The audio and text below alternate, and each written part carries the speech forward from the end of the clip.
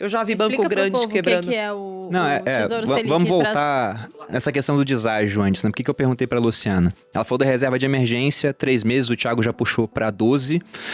Eu sempre falei em Começa com 6, 3, eu né? sempre falei em 6, mas é ótimo começar com 3, até porque a gente sempre fala isso, 6 meses, E antes 6 o meses, 3 é 6 1, meses. né? Tipo, Exatamente. Acho que o primeiro passo é você começar. Até porque se você for esperar realmente, olha, finalizar essa fase e ter 6 meses do seu custo de vida, que pra muitos é igual a renda, né? Porque o cara gasta tudo que ganha.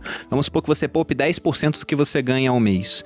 Então, com um mês você tem 10% lá, com 10 meses você tem uma vez o seu custo de vida ou sua renda.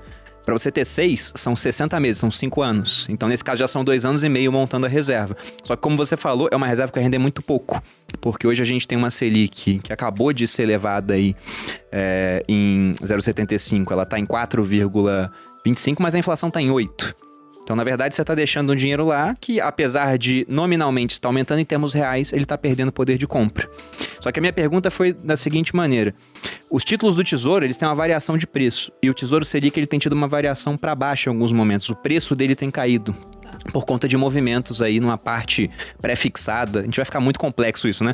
Mas ele tá caindo um pouquinho de preço. É por isso que eu perguntei pra Luciana, será que vale a pena deixar no Tesouro Selic? Você não prefere correr o risco de um CDB de um bom banco, tipo um Itaú da vida, que hoje paga 100% do CDI, que é quase igual a Selic? Então, na verdade, até pra quando eu for, eu não quero que a pessoa tenha só 3 meses de reserva de emergência. Pra mim, aqueles 3 meses tem que ser título público do Tesouro Selic.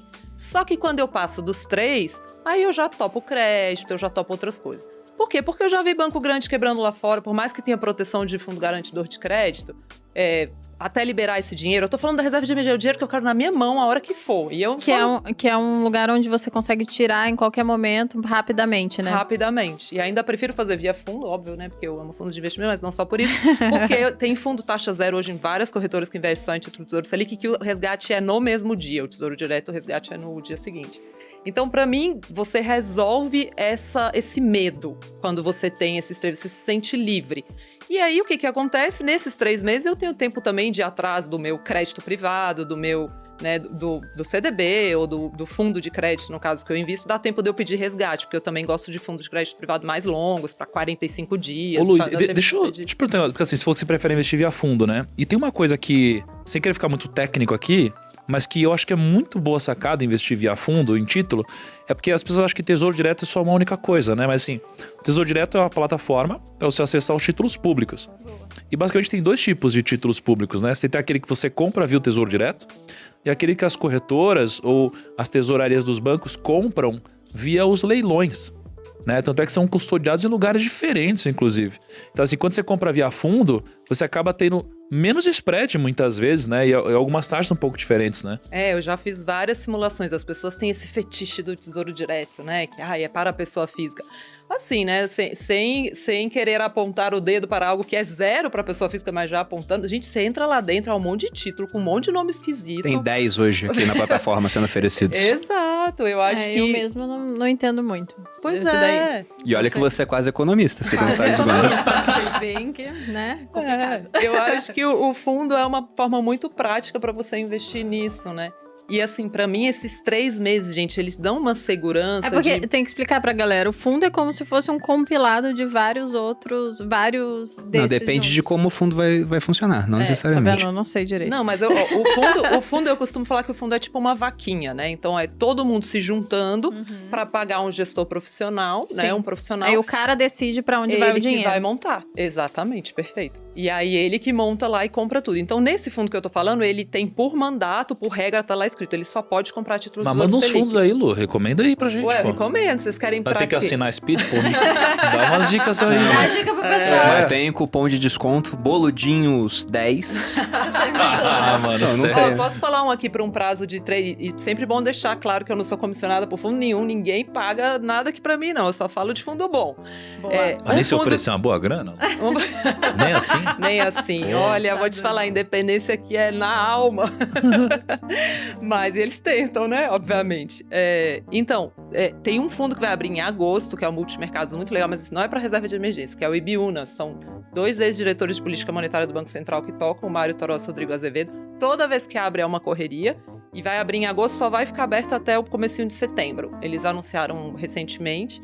E baita oportunidade legal, mas é para um dinheiro para mais de 3 anos. Mas isso não é pro fundo de emergência, né? Não. Eles operam política monetária no mundo inteiro. É um fundo para comprar e esquecer, carregar e pra... Mas é outra coisa. Mas Vocês pediram uma recomendação, eu dei. Dá pra atingir a liberdade financeira? Colocando uns 300 reais? Eu não coloco... Não, 300 reais. Uma vez Essas só, são as né? perguntas, né, que as pessoas fazem. A gente abriu aqui, ó, abriu uma caixinha no Instagram pra pegar perguntas da audiência. E tem pergunta assim, né? 300 Se eu reais. colocar Tem. um salário mínimo, em quanto tempo vou ter O 1 pessoal milhão? acha que é milagre, né? Não, Gente, eu costumo, não. eu costumo responder essa assim, tráfico de drogas funciona bem pra esse tipo de coisa. A Malu Nem tem uma isso. opinião parecida também. Nem isso funciona, aquelas com experiência própria. Nem isso, né, Aquela amor? vez que ela foi Mentira. presa, que ela aprendeu como exato. foi. Entendi.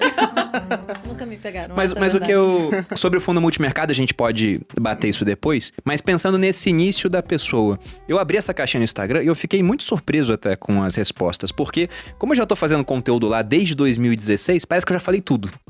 E às vezes eu sinto, poxa, eu vou falar de novo sobre esse comecinho, sobre como começar, o primeiro passo, Eu acho etc. que tem gente que nem sabe que precisa. Eu sempre falo isso porque... O pessoal tá ouvindo, sei lá, tá, tesouro, como é que eu faço pra investir nisso? Eu acho que o primeiro passo que foi bem dado aqui, como você falou, você puxou desde o início, o incômodo, né? Eu imagino que tem muitos brasileiros hoje que eles entendem que se não fizerem nada, eles vão acabar dependentes do INSS. Não, amor, essa é a questão. O incômodo nem vem. Às vezes a pessoa nem sabe que ela precisa dessa reserva, que ela precisa investir. Eu era essa pessoa. Se não fosse por você, eu não teria ideia de que eu precisava ganhar mais dinheiro, investir o dinheiro. Isso foi com uma construção, que eu vou ler, nossa, é verdade. Se eu tiver mais dinheiro, talvez seja mais legal, Então, não é mesmo? vou provocar esse incômodo nas pessoas segundo uma estatística do IBGE. Que é o Instituto Brasileiro de Geografia e Estatística. Não confundam com o nosso IBGE, que eu uso pra falar estatísticas minhas mesmo. Instituto Boludinho de Geografia e Estatística. Mas o IBGE já fez uma estatística, faz tempo que eles não atualizam, mas não deve ter mudado. Possivelmente mudou para pior. Que eles queriam ver quais aposentados tinham condições de se manter financeiramente, sem a ajuda de terceiros. Era apenas 1%. O restante era obrigado a trabalhar, dependia de parentes ou dependia de caridade. Então, 1% conseguia se aposentar com dignidade. E nesse 1%, deve ter aquele pessoal que tem regimes próprios de previdência, mas acabaram entrando na pesquisa. Então, o cara que é juiz, o cara que é das Forças Armadas, tem aposentadoria integral. Quem não tem isso, acaba passando necessidade ao longo da vida. Então, o incômodo inicial tem que ser esse, gente. Se você não começar a investir, uma hora você vai acabar dependendo do governo. E as regras do jogo irão mudar, porque a gente já teve uma reforma da Previdência agora. Todo o dinheiro que seria economizado em 10 anos foi gasto por conta da pandemia. Sim. Provavelmente teremos outras ao longo do tempo. E o combinado de hoje não vai ser mantido, porque não tem como. E o combinado de hoje já não traz o conforto que Já não todo traz. mundo merecia ter na velhice. É legal a galera entender um pouco como funciona esse sistema da Previdência, o porquê que de fato isso vai mudar e por que tem esse rombo e por que a galera não vai conseguir se aposentar seguindo o padrão normal, né? Tipo, existe até algumas brincadeiras dizendo que a maior pirâmide do mundo é a Previdência, né? Porque hoje, né, as pessoas, as que são aposentadas hoje são sustentadas por quem trabalha e paga imposto. Exatamente. Só que antigamente você tinha uma pessoa pagando basicamente... Na verdade, você tinha muitas pessoas pagando para uma pessoa aposentada. E hoje isso aqui tá mudando para um nível em que você já tem uma pessoa pagando para uma pessoa aposentada. E como a gente não gera muito bem os recursos públicos, isso daqui tende a piorar cada vez mais e as pessoas vão ficando mais velhas. Então, chega uma hora que a casa cai, né? E o Então, povo tá ficando mais velho, tá vivendo mais também. Essa é uma questão. O Bruno sempre conta essa história, que na verdade quando Previdência, né, teoricamente, foi inventada... Não, teoricamente não. Tem os dados aqui. Não, quando ela foi inventada, as pessoas morriam mais cedo. Então não foi feito pra sustentar a gente até 80, 90 anos. E hoje em dia, a galera vive até esse tanto. A